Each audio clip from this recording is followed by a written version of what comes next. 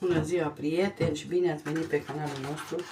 Eu n-am nimic dulce și vreau să fac o ruladă simplă. Îi fac o cremă simplă ca să avem ceva dulce. O fac din 6 ouă. Separ ouăle de... Dacă eram acasă și făceam cu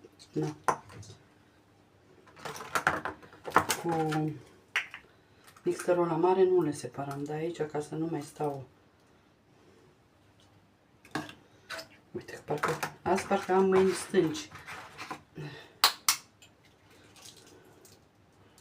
Dar așa să nu mai stau să bat. Ouăle mele nu sunt așa mari, deci 5-6 ouă puneți la tava mare de la gaz. Bun. Vedem unde să șterg pe aici ce poncerai am făcut. Punem puțină sare și le mixăm.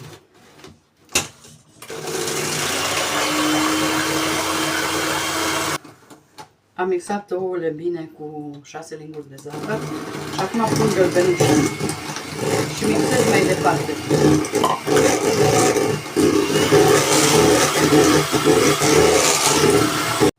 Și uitați, dragile mele, rulada mea e gata.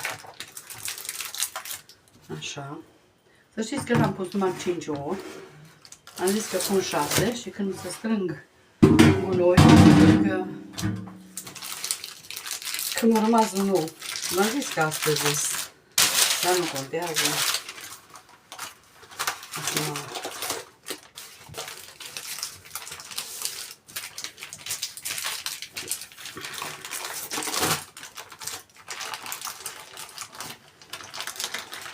n-am vrut să lasă să uște prea tare.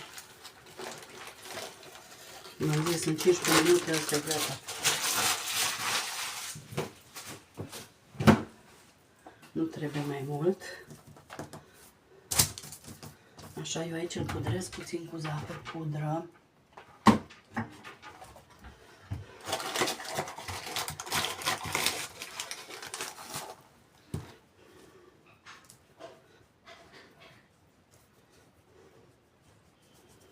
Așa, și acum începem și rulăm cu hârtie, cu tot așa.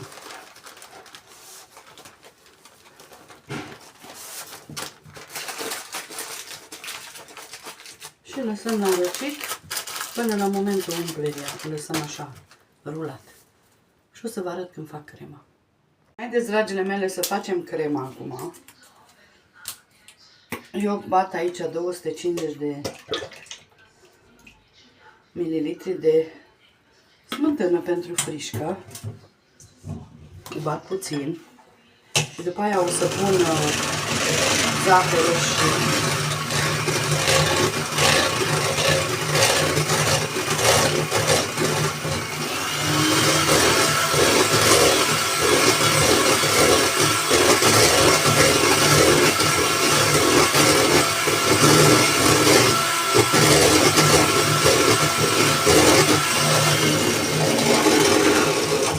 de-aia nu mai v-am oprit ca să punem întăritorul de frișcă.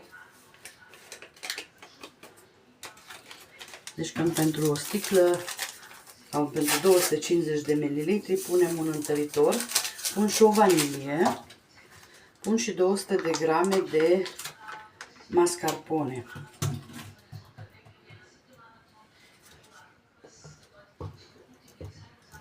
Da, că nu vrea. Am crezut că cade așa ca smântâna, dar nu.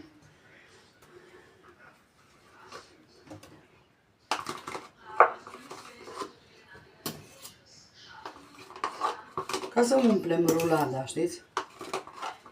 Simplu. Facem o cremă simplă. Chiar n-am nimica pentru cafea. Și acum mixăm. Uitați că am uitat să pun zahăr.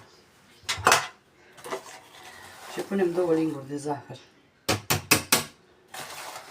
zahăr pudră.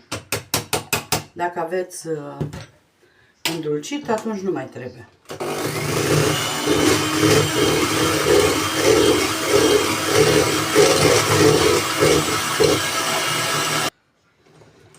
Oricum e gata.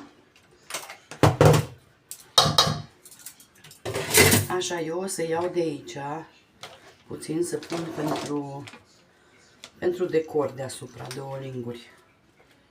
Nu mult. Ca să am mai...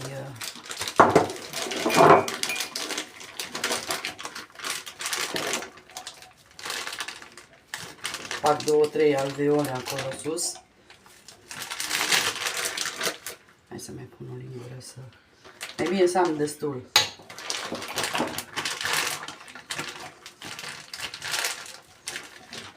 Așa, asta lăsăm deoparte.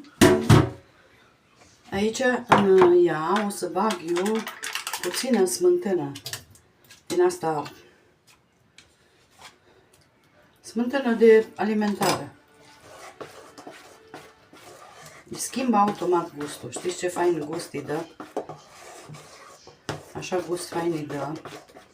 Chiar dacă mai însuțiază, dar îi dă un gust fenomenal.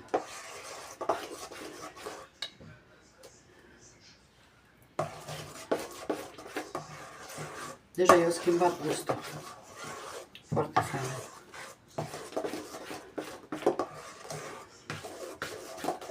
Și am pus... De asta că pun toată. Mai este. Deci 200 de grame de smântână.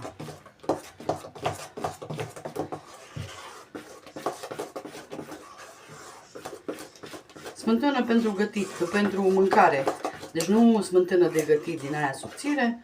Uitați, așa arată.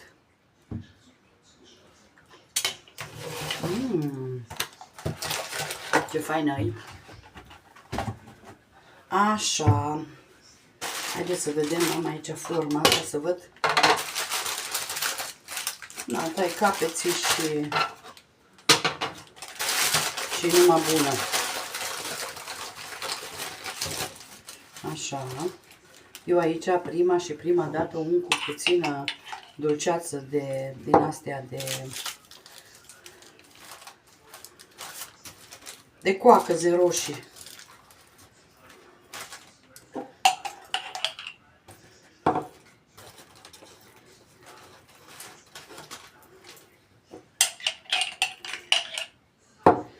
Nu mult, dar asta e mai acrișoare. Bine, crema nu e dulce, să știți. Că n-am făcut-o dulce.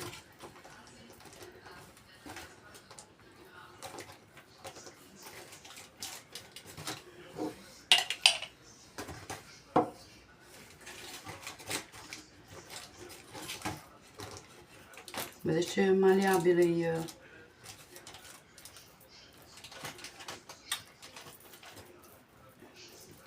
E blatul. Și acum punem din cremă.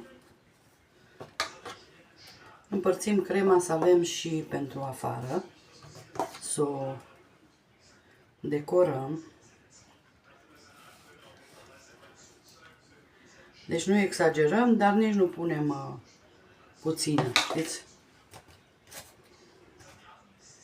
Oricum ea mai iasă când o rulăm. Acum eu o să încerc să o fac să nu iasă, dar...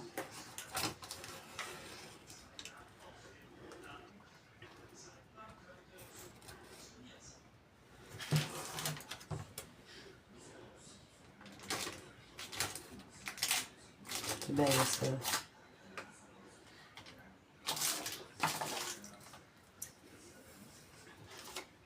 Atât și restul punem pe afară. Aici am afine. O să pun afine, preferatele mele. Afinele aș putea mânca și dulceața de afine. Dacă aveți dulceață de afine, puteți să puneți dulceață de afine pe blat, știți? Numai eu n-am avut și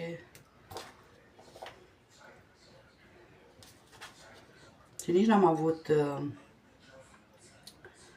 eu le-am spălat, dar văd că tot a rămas o codiță. Nici n-am avut destule ca să fac, am avut numai o cutie din aia. Acum încercăm să rulăm.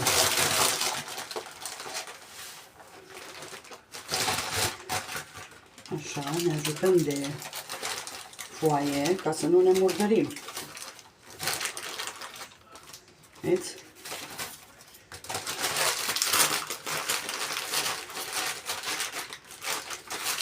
Chiar dacă iasă pe lateral, nu contează. O să iasă pe aici, pe margine.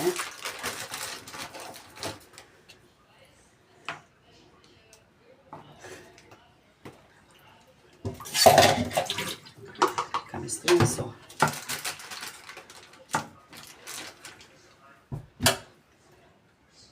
Așa, și acum o iau și o pun aici. Și dacă e care e mare, îl tai marginea.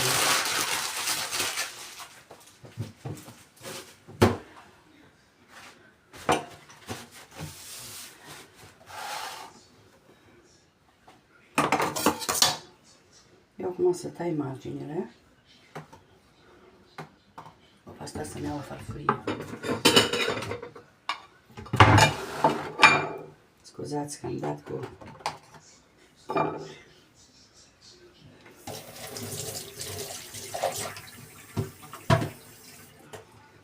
Așa. Odată. Și mai tăiem și de aici. Am tăiat direct în afină.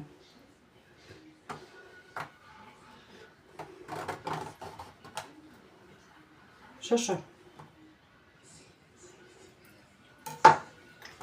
Acum e bine. Asta o lăsăm deoparte. Numai bine îi dau la urmă să mănânce.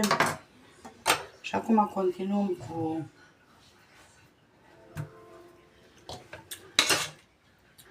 unsul pe afară.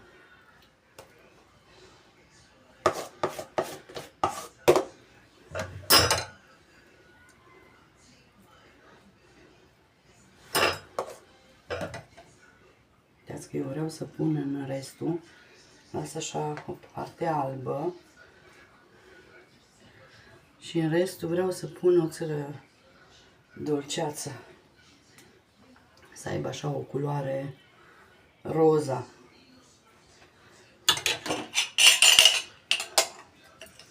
Ce mai aici dulceața.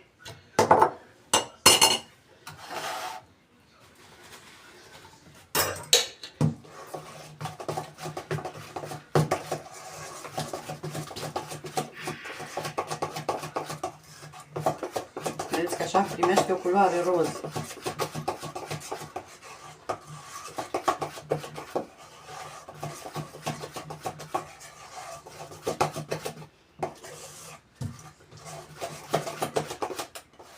Vedeți? Și așa, nici alb, nici roz. Bă, te dau jos. Că nu știu, m-au apucat pe mine să pun pe grătarul ăsta. Dar în fine.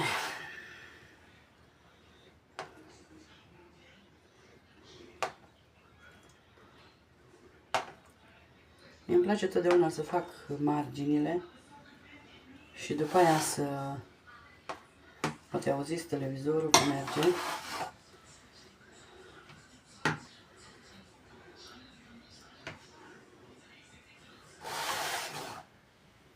Orice prăjitură, să știți că a doua zi mai bună. Nu în ziua când o faci.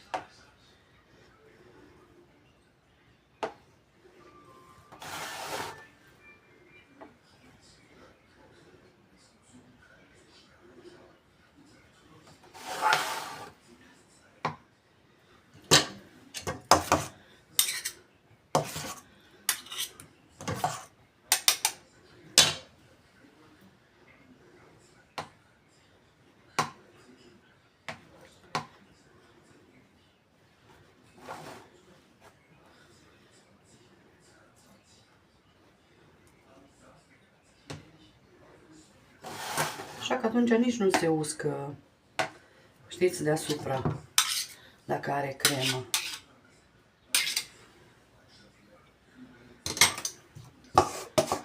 Mai avem puțin aici. O adunăm toată. Toată costă bani, nu?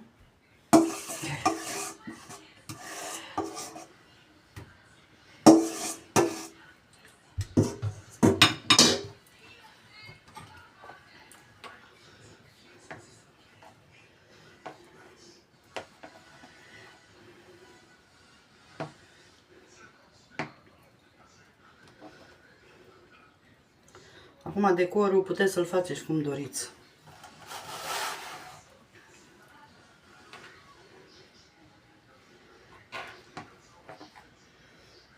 Deci nu contează. Mie îmi plac ruladele. Eu mai bine aș face rulade toată ziua. Știți de ce? Și când ai musafir, mai ușor le tai.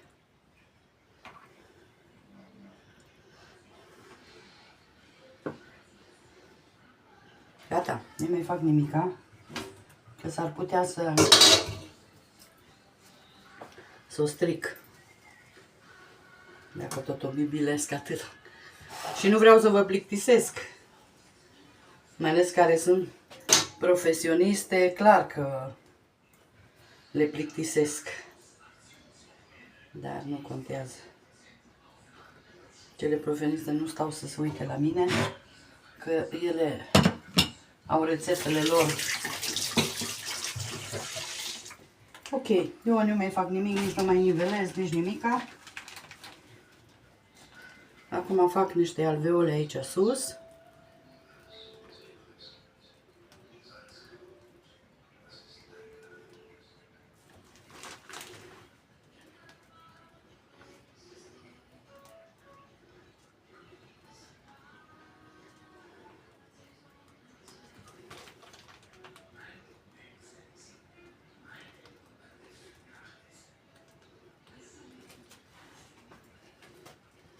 Mai pe unde nu-i.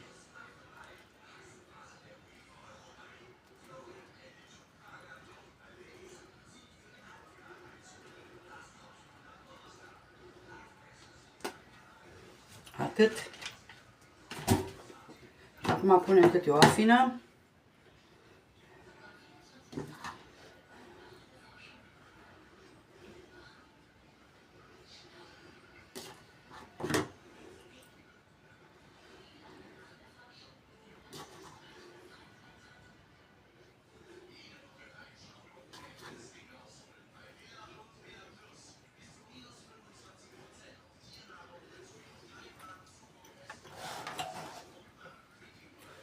Și uitați, opa, unde vă duc? Uitați, așa arată. Deci asta e rulada mea cu afine și cremă de frișcă cu mascarpone. Ok, să se întărească și vă fac secțiunea să vă arăt. Și nu m-am putut abține să nu vă fac să vedeți și de jos ce bine arată. Deci așa arată. O să revin cu secțiunea. Și uitați, dragile mele, așa arată secțiunea la rulada mea. Simplă, dar delicioasă. Sper să încercați rețeta. Puteți să o faceți cu ce fructe doriți. Că iasă minunată. Vă mulțumesc și o zi faină vă doresc. Bye, bye!